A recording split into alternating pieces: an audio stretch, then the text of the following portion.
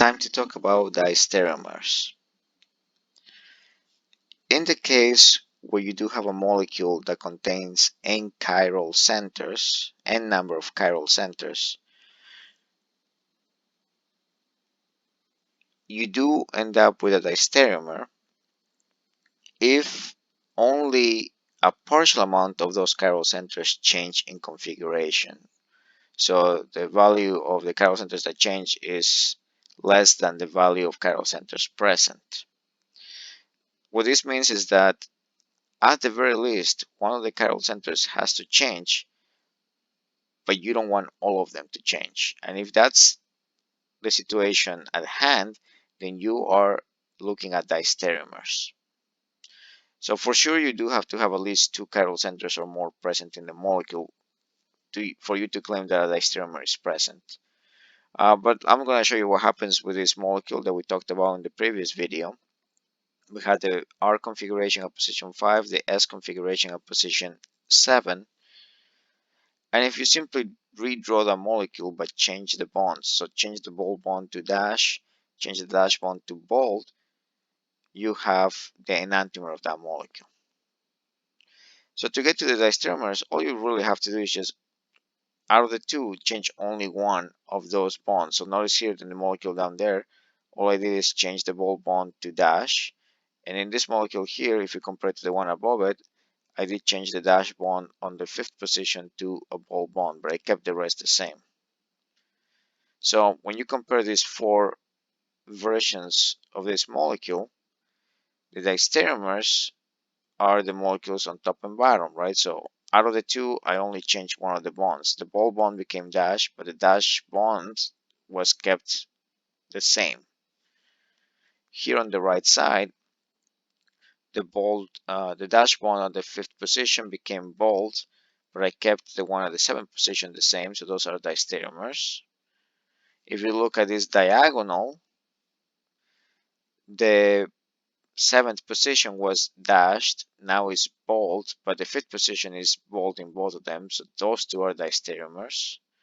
And if you look at this diagonal over here, the position 7, it was dashed down here, but now it's bold, whereas the 5th position remains dashed in both. So these two are diastereomers of each other. On the other hand, when you do change all of the chiral centers, right, so the bold bond becomes dash, the dash bond becomes bold, you are dealing with enantiomers. So across in this series we have enantiomers, and down here these two molecules are enantiomers of each other, right? So that's not to say that these enantiomers are the enantiomers of what's down here. That's not at all the case. These two highlighted molecules are enantiomers of each other, but not of the molecules above. And the molecules above by themselves are enantiomers of each other, but not of the molecules below.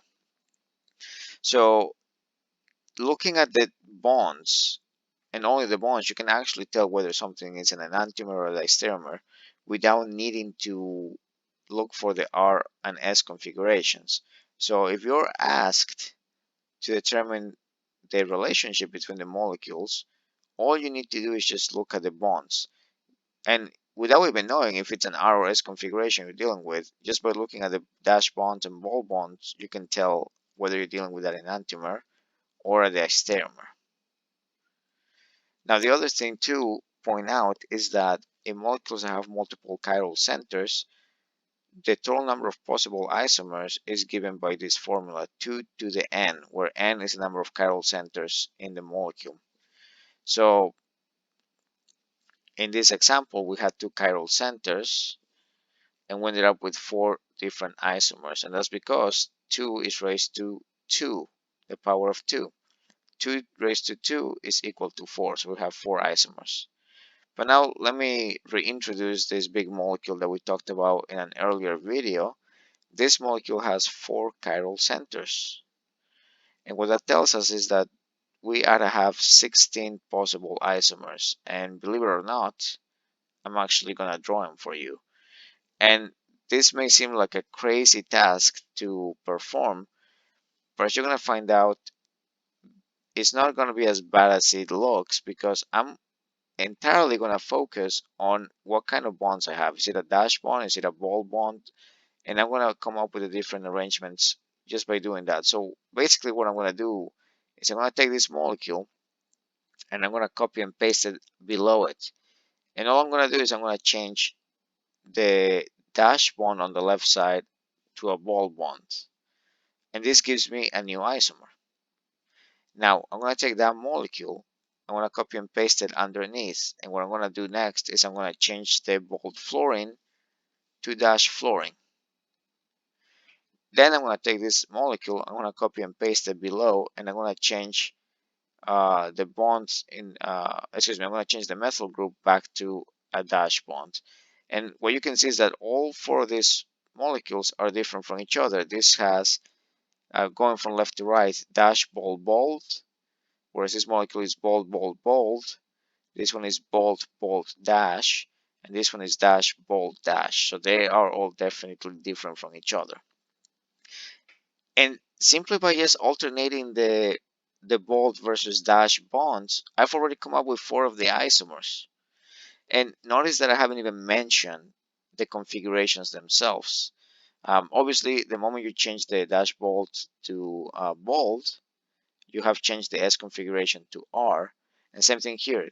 The moment you change that bold bond to dash, you change the S configuration to R, and so on and so forth. But technically speaking, looking at the bonds themselves, whether they're bold or dash, that's all I really need to tell whether I'm dealing with diastereomers or enantiomers. But let's continue the process to come up with the other 12 isomers. So what I'm going to do next is I'm going to take this molecule right here, and I'm going to make a change to the um, center bond right here. Now, technically speaking, this is not what you would do if you were to, publish a molecule. So the fact that I'm saying half of it is dash and half of it is bold is to represent that it is dash for the cyclopropyl substituent, but it is bold for the cyclohexane parent molecule. In reality, what you would do is you would explicitly draw out the hydrogen bound to the cyclopropyl as a dash bond, and here you would draw the hydrogen bound to the cyclohexyl as a dash bond, right? So bold bond on the cyclopropyl dash hydrogen on the cyclohexyl or cyclohexane, and then this bond right here will just be a regular bond. That's the proper way to do it. But just to keep it, within the same premise that we have right here, and without really overcrowding the molecule, I'm going to draw it in this unconventional way. Okay, but the moment I do that and make it, half dash, half bold in the molecule, this is different than what we have right here. And what I'm going to do is I'm going to keep that half dash, half bold bond throughout the 4 series that I have here. And I'm going to make the same changes that I enacted on the first 4 molecules. So I'm going to copy and paste this down there, and I'm going to change the bold methyl, excuse me, the dash methyl into bold methyl. That's a new isomer. I'm going to copy and paste this new molecule underneath it, and I'm going to change the bold fluorine to dash fluorine. Then I'm going to copy and paste that underneath, and I'm going to change the bold methyl back to a dash methyl. And once again, I have 4 different sets of molecules. And you can see by comparing the bonds, you have dash dash bold bold, which is different than bold dash bold bold, which is different from bold dash which is different from dash dashed bold dashed. Okay, now to continue the series, what I'm going to do is I'm going to alternate the sequence in the middle one. So instead of being dashed bold, I'm going to make it bold dashed. Okay, and this is automatically a different molecule from the previous 2 in the same row. Probably by now you've noticed this, but I'm going to highlight it. Aside from the one change I'm enacting, everything else remains the same as you compare the molecules, in the same row.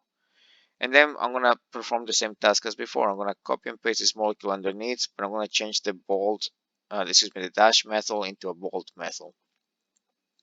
Then I'm going to copy this molecule and I'm going to paste it underneath, but I'm going to change the bold fluorine to a dash fluorine. And then I'm going to copy the molecule down and I'm going to change the bold methyl back to a dash methyl. And once again, we have another 4 set of isomers. And the beauty of this process is that I've already come up with 12 different isomers, and without even looking at what's R, what's S in all 4 of the chiral centers, just by alternating those dash bonds to ball bonds and ball bonds to dash bonds, I've come up with already 12 of the isomers.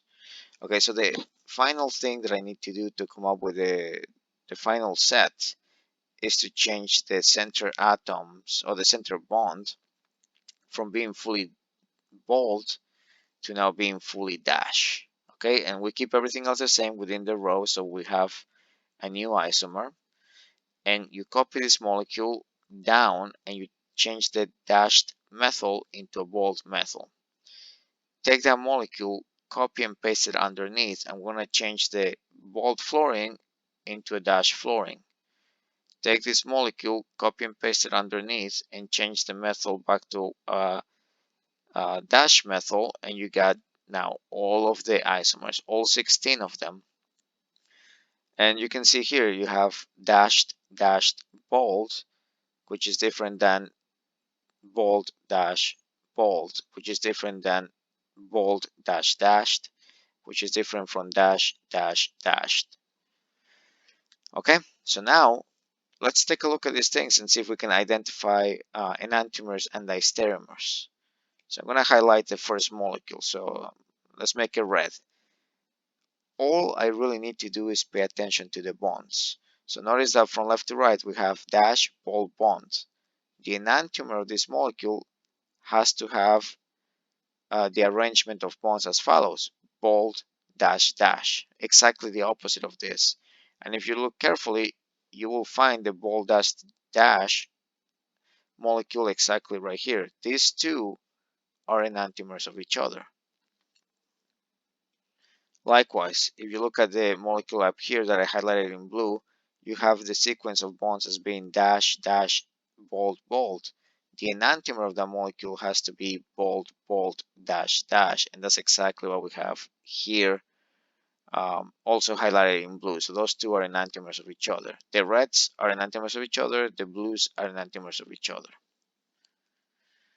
If we continue the sequence, for the pink one, we have dash, bold, so the enantiomer has to be bold, dash, which is what we're seeing right here, also highlighted in pink. And if we look at this orange molecule, the bonds are bold, dash, so the enantiomer has to be dash, bold, and that's what we're observing over here on the upper right corner of the screen. So the entire business can be pretty much done for all the molecules, right? So the green one, which is bold for all the bonds, the enantiomer will have to be dash, dash. All the bonds change. So you can basically select, the two enantiomers out of the bunch just by looking at the bonds. The bonds, they all have to be the opposite for you to claim the molecules as being enantiomers of each other.